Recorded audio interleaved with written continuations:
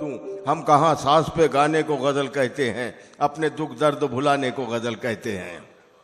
हम कहाँ सांस पे गाने को गजल कहते हैं, अपने दुख दर्द भुलाने को गजल कहते हैं। छेड़ देते हैं सताने के लिए जिक्र वफा, रूठ जाए तो मनाने को गजल कहते हैं।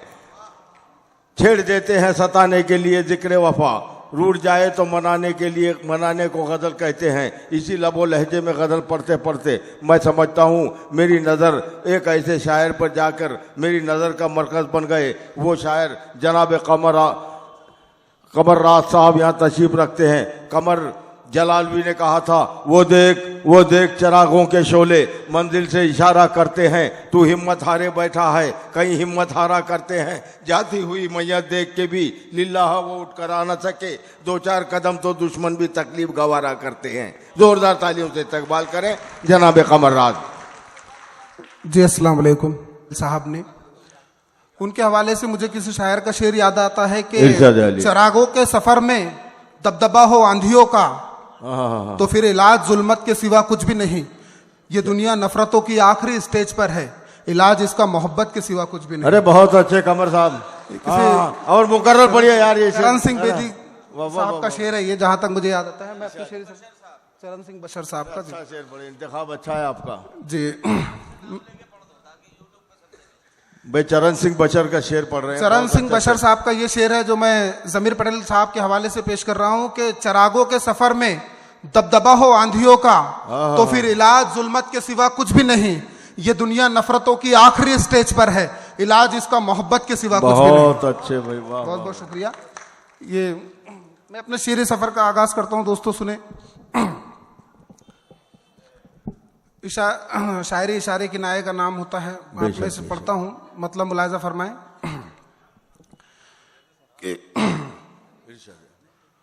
कुछ ऐसे जिंदगानी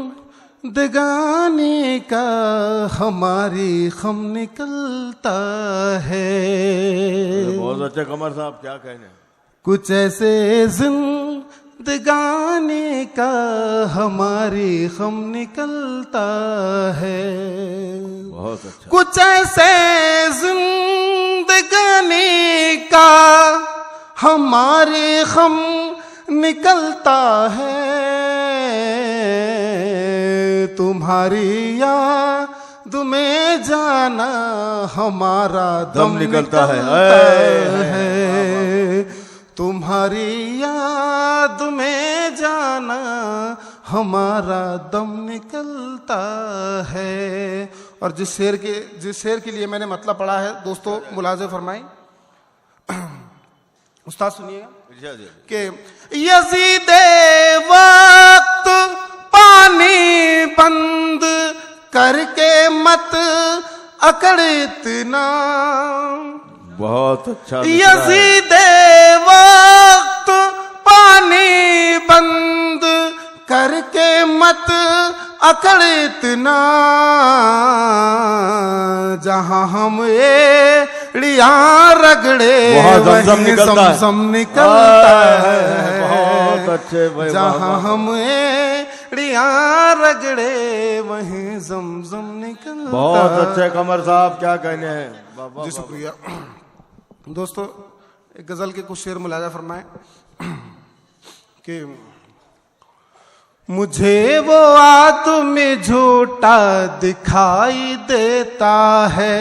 मुझे वो आदमी झूठा दिखाई देता है। मुझे वो आदमी झूठा दिखाई देता है। मुझे वो आदमी झूठा दिखाई देता है, जो अपने हक में मुसलसल सफाई देता है। भाई, वाह, जो वाह। अपने हक में मुसलसल सफाई देता है। और ये शेर भी मुलादा फरमाए कि वो जिंदा रख के भी तड़पाए जा रहा है मुझे। क्या कहने हैं, वाह वाह। वो जिंदा रख के भी तड़पाए जा रहा है मुझे। मैं जहर मांगता हूँ वो दवाई देता है। मैं जहर मांगता हूँ वो दवाई देता है।